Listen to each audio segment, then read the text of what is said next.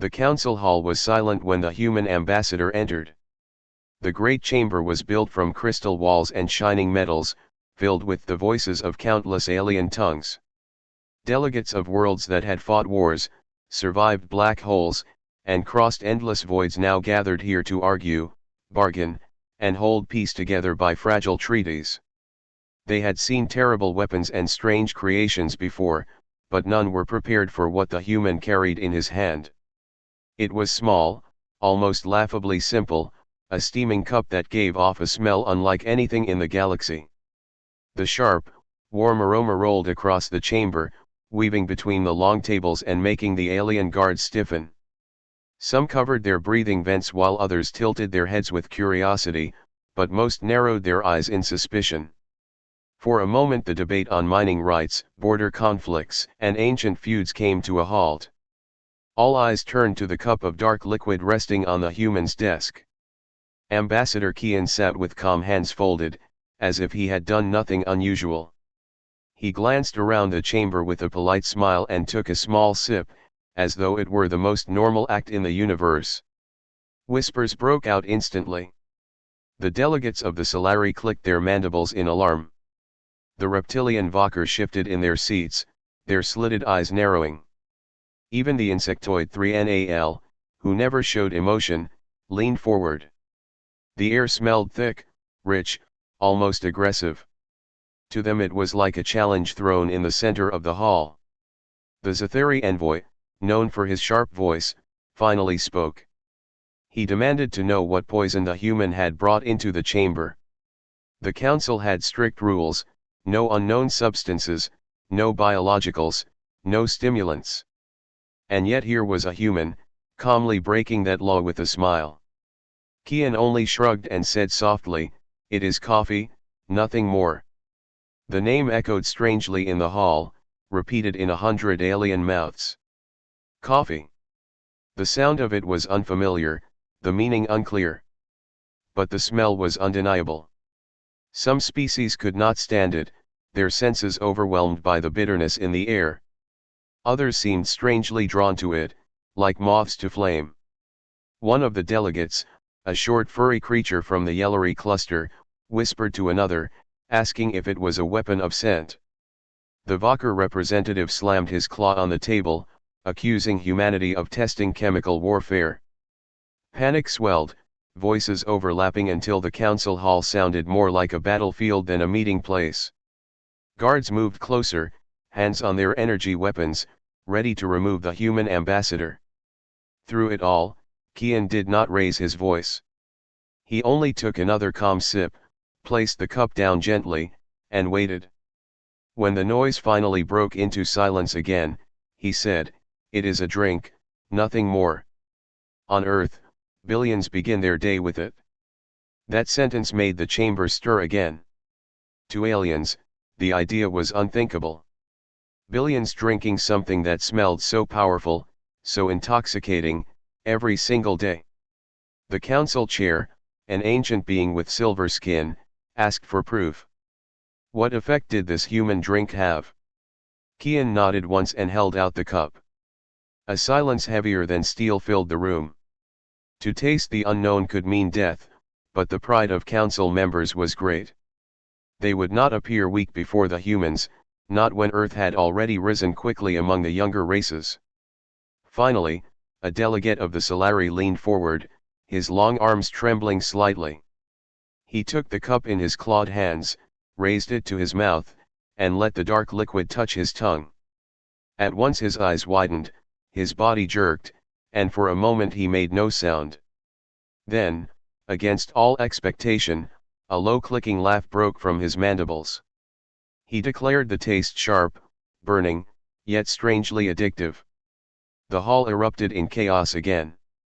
Some shouted that it was proof of human trickery, a substance that altered the mind. Others whispered that they wanted to try it too.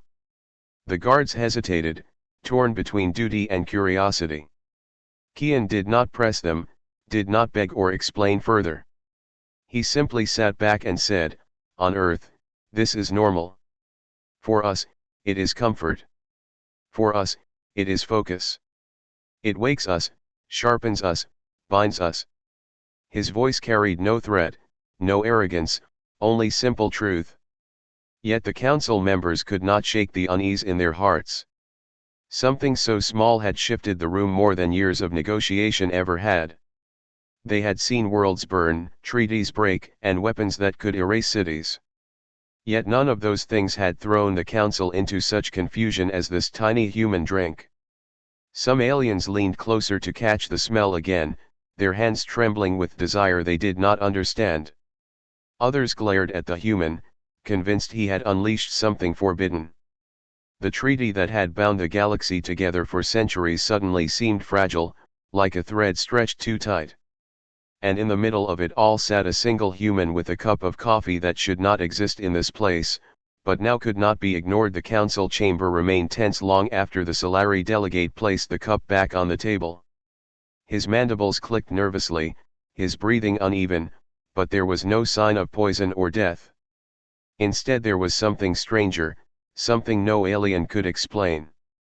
He had tasted fire and sweetness in the same sip, a sharp bitterness that made his senses burn and yet made him crave more. The silence that followed was louder than any war cry. Delegates shifted in their seats, eyes flicking between the human ambassador and the dark drink that now sat harmlessly before them. Some whispered to their aides, others demanded answers, but no one dared move too close. It was as if the cup itself had gained the power of a weapon, though it was only liquid in a small container. At last, the Valkyr representative stood, his scales gleaming under the bright lights. He slammed a claw against the table and declared that the treaty had been violated. No race was permitted to introduce unknown stimulants or substances into the council hall. To him, this was proof that humanity could not be trusted. His voice was sharp, echoing in the chamber, carrying the weight of a potential declaration of war. He demanded the human be removed and Earth sanctioned at once. But before the chair could respond, another voice cut through the noise. It was the delegate from the Yellery cluster, the small furry creature who had spoken earlier. His voice shook with both fear and excitement as he asked if he too could taste it. The request stunned the chamber into silence again. Kian, the human ambassador, did not smile, did not show triumph. He only pushed the cup gently toward the Yellery delegate. All eyes followed as the small alien reached out with trembling claws, lifted the cup, and drank. His reaction was immediate. His wide eyes sparkled, his fur bristled, and a low growl of satisfaction left his throat. He declared it a miracle, a drink that lifted the fog of his mind and gave him strength. The chamber erupted in shouts once more. Some accused humanity of spreading a drug meant to enslave, others demanded to confiscate the cup for study, while a few began to whisper hungrily that they must have more. The treaty, once the most sacred bond in the galaxy, seemed ready to collapse in the face of a single human beverage. The chair pounded the gavel and called for order, but the voices would not stop. The Zathari envoy shouted that humans had smuggled a weapon, disguised as a drink, into the most secure chamber in the galaxy. The insectoid 3NAL buzzed with nervous energy, insisting that their people would never allow such an addictive substance to enter their worlds. Yet others argued that if the drink truly increased focus and strength, it could change their civilizations for the better. In the middle of it all, Kian spoke again, his voice calm, steady, and strangely firm against the storm. He reminded the council that humans did not bring coffee to control anyone. They brought it because it was part of their daily lives, something they had shared for centuries. His words did little to calm the storm. The council chair, silver-skinned and ancient, finally raised both hands for silence. His eyes glowed with age and wisdom as he declared that a vote must be taken. The question was simple: had humanity violated the treaty? If yes, sanctions would follow, perhaps even exile from the council. If no, then coffee would be permitted, though restrictions would be debated. The announcement made the chamber tremble with unease. This was no small matter. If humanity was punished, their young place in the council might collapse, and their allies would be forced to turn away. If they were allowed, the galaxy would change forever, for now every race would demand access to this strange human drink. One by one, delegates raised their voices in argument. The Valkyr demanded punishment. The Solari hesitated, their delegate still shaken by the taste but unwilling to call it poison. The Yellari shouted in favor of the humans, claiming their entire fleet could benefit from such clarity. The 3NAL asked for further study before deciding. But as they argued, something strange began to happen. More than one alien's eyes kept drifting back to the cup. The smell was still in the air, calling to them, tempting them. Curiosity grew stronger than fear. By the time the vote began, several delegates shifted uncomfortably, fighting their own desire to take just one sip. The vote ended in deadlock, the chamber divided almost evenly. Sanctions could not pass, but neither could permission. The treaty had not yet broken, but it shook like glass under too much pressure. The chair declared that humanity would remain under watch, and that no more of this drink could be shared until further debate. Yet as the delegates filed out of the chamber, whispers followed the human ambassador. Some wanted punishment, but others wanted more. What began as fear was slowly turning into hunger, a craving that no one wished to admit in public. Kian picked up his cup, now almost empty, and walked out with steady steps. His eyes remained calm, but inside he knew the truth. The galaxy had just taken its first sip, and there was no going back. The council tried to pretend nothing had changed after that day, but the truth spread faster than light across the fleets and colonies. It began in whispers among the aides and guards who had smelled the strange drink in the chamber. They described it as fire in the air, sharp but sweet, something that seemed to reach into the mind itself. From there, the story traveled down corridors and into starships. What had been dismissed as a violation soon became a question burning in every delegate's mind. What was coffee, and why had the humans carried it with such pride? The official order was clear: no more of the substance was to be shared until the council voted again. But orders were only words. Curiosity was a hunger that rules could not silence. The first signs appeared when a Solari officer quietly approached a human diplomat outside the council hall. His voice was low, his mandibles clicking nervously as he asked if there was any chance of acquiring just a small amount of the drink for research. The human smiled faintly but gave no answer. Days later, however, crates of cargo that were supposed to hold nothing but data drives and textiles left Earth's embassy ship. By the time those crates reached Solari space, the officers who opened them found sealed containers of roasted beans inside. At first, they were suspicious, but curiosity won. Within a week, entire patrols of Solari guards were brewing coffee in secret, their clicks sharper, their eyes brighter, their movements faster than before. The same pattern repeated across other worlds.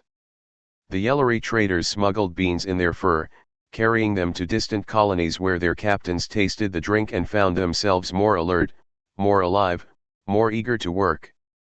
The insectoid 3NAL claimed to resist, but reports spread of 3NAL scientists secretly testing the drink, unable to explain why it sharpened their hive minds. The Valkyr, who had shouted the loudest against humanity, found their young soldiers sneaking cups of the forbidden drink before training sessions. To them it was strength in liquid form. To every race it was different, yet the same a fire that lit their blood and refused to be forgotten once tasted. Markets shifted quietly. A crate of beans that cost almost nothing on Earth became more valuable than precious minerals in alien ports. Smugglers grew rich moving bags of roasted beans through hidden routes. Fleets changed their patrols to pass near human ships, not for war or trade but for the chance to bargain for more coffee. The council still debated in public, still argued whether the drink was poison or miracle, but outside the chamber the galaxy was already answering that question. The demand grew, stronger and stronger each day, like an infection spreading through every species. Ambassador Kian watched it happen with calm eyes. He received reports from Earth's trade ships, from diplomats scattered across the stars.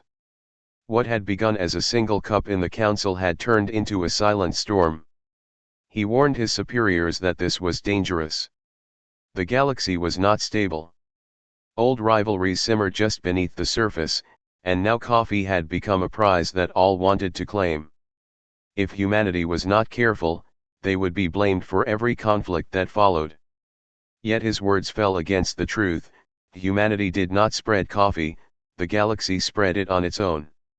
On a mining world in the Outer Rim, two alien species broke their trade agreement after both discovered the human beings hidden in the same shipment. Instead of sharing, they fought, their workers clashing in the tunnels until ships were called to separate them. In the core systems, officers who drank coffee began outperforming their peers, causing jealousy and suspicion among their commanders. Whispers grew that those who had the drink would rule, and those without it would fall behind. The more leaders tried to ban it, the more their people desired it. The galaxy was learning a lesson Earth had always known: once tasted, coffee was not easily forgotten. Ships began to change routes, not for safety or speed but to follow rumors of human traders carrying the black beans. Captains risked pirate-infested space, smugglers paid fortunes for a handful of roasted seeds, and entire fleets delayed missions just for a chance at one more cup. In back rooms and hidden stations, alien officers sat together, brewing the human drink in crude pots, their eyes wide as the rich aroma filled the air. They laughed like children, they worked like machines, and they fought like predators. And always, when the cups were empty, they whispered for more. What began as a simple human comfort had grown into something larger, something dangerous. It was no longer about flavor or curiosity. It was about power. Leaders began to notice that soldiers on coffee patrols lasted longer, that workers under the drink built ships faster, that minds sharpened in debates after only a few sips. Some feared it was a drug that would enslave them to humanity. Others saw it as the key to supremacy. And in every dark corner, in every whispered deal, the question remained the same. Who controlled the beans? The galaxy was addicted now, though few would admit it. And while the council still debated, the truth was clear: humanity had given the stars something new, something they could not stop. A drink so small, yet powerful enough to make fleets turn, alliances crack, and the fate of treaties tremble. Coffee was no longer just a beverage. It had become a secret addiction that threatened to change the galaxy forever. The first shots were not fired over planets or borders but over crates of roasted beans. It began in the Yellery trade lanes, where a convoy carrying coffee from a human vessel was intercepted by a Valkyr patrol. The Yellery claimed it was theirs by trade agreement, but the Valkyr captain declared that humanity had violated the treaty and that all shipments must be seized for inspection. Words turned into threats, threats turned into fire. By the time the smoke cleared, 3 ships drifted in ruins, and the surviving vessels fled carrying nothing but the scent of burned beans. News of the clash spread like wildfire. Suddenly the galaxy was no longer whispering about coffee in back rooms. Now fleets moved openly to secure supply routes, and commanders argued not about minerals or territory, but about who had the right to claim the human drink. Ambassador Kian sat in the council chamber as the delegates shouted at one another. The Yellery demanded compensation for their lost ships. The Valkyr claimed they were defending the treaty. The 3NAL buzzed angrily, insisting the humans had caused chaos by introducing such a substance in the first place. Yet in the middle of their fury, none denied their own fleets were seeking the beans in secret. The Solari, who had once been cautious, now admitted their patrols were already in conflict with pirates carrying smuggled sacks. Coffee had become more valuable than plasma fuel, more precious than rare crystals, more powerful than any weapon. And the council could not control it. On distant worlds, the addiction grew bolder. Mining colonies rioted when their shipments of coffee were delayed. Soldiers refused orders unless supplied with the drink before battle. Some empires began storing beans in vaults as if they were gold, while others used them to bribe officials and sway elections. The galaxy had entered a strange new era, and humanity had become the silent center of it. Yet Earth did not send fleets or armies. They sent only traders, small ships with modest cargo, guarded not by guns but by contracts. And still, their power grew. The war deepened when the Valkyr attempted to blockade Earth's shipping lanes. They announced to the galaxy that coffee was forbidden, that humanity was destabilizing peace. But when their warships stopped the first convoy, they found themselves facing not weapons, but desperation. Yellary smugglers attacked the blockade to free the cargo. Solari escorts joined the fight, protecting the shipment they had secretly purchased. The Valkyr were forced to retreat under fire, humiliated before the eyes of the stars. The council demanded explanations, but none were convincing. It was no longer politics. It was hunger. Hunger for the drink. Every day more fleets clashed. Pirates armed with crude weapons struck at transport ships, stealing beans before they could reach markets. Merchants grew rich beyond measure while soldiers died in disputes over storage silos. And in the middle of it all, humans remained calm, watching as the galaxy tore itself apart not for territory, but for something Earth had once thought ordinary. Ambassador Kian reminded the council of his words: humanity had not forced this. Humanity had simply shared what they always had. Yet the truth did not calm them. It only deepened the divide. The chair of the council warned the galaxy that this was the first step toward collapse. If wars could begin over coffee, then what chance did the treaties have of survival? But his warning was drowned by voices demanding more, each species shouting that only they could be trusted with the supply. Some threatened to invade Earth itself, to seize the source before others could. But none dared move openly yet, for to strike against humanity would risk losing everything if other races defended them. Still, the air was heavy with threat, and the stars seemed ready to burn again. On the ground, ordinary aliens did not care for politics. They only cared for their cups, their morning brews, their strength in the drink. To them it was life itself, and they would fight to protect it. Farmers began trading food for beans, engineers traded technology, and even smugglers swore loyalty to human traders just for another shipment. The war of beans was no longer just in fleets. It was in the streets, in the markets, in the hearts of billions who could not imagine life without the black liquid. For the first time in centuries, the galaxy's great powers were not fighting over domination or survival. They were fighting over a drink that smelled like smoke and fire, that burned the tongue and lifted the mind. The irony was not lost on Kian as he sat quietly in his chamber, sipping his cup in silence while the council outside prepared for another storm. He knew what the others refused to admit. This war was not about humanity's weakness or strength. It was about control. And until the galaxy admitted that truth, the war of beans would only grow darker. The galaxy had burned before, but never like this. The war of beans spread so far that even worlds untouched by past conflicts now found themselves caught in its grip. Patrol fleets circled planets not to defend borders but to guard shipments of roasted seeds. Whole economies shifted, treaties bent, and trust between empires shattered. It was as if the galaxy's great civilizations had forgotten their ancient grudges and found a new one, born from the human drink. But while warships fired and markets shook, humanity watched carefully. They did not build vast armadas or demand obedience. Instead, they offered the same thing that had caused the chaos in the first place. They offered a cup. Ambassador Kian stood once more before the council, the chamber heavy with arguments and accusations.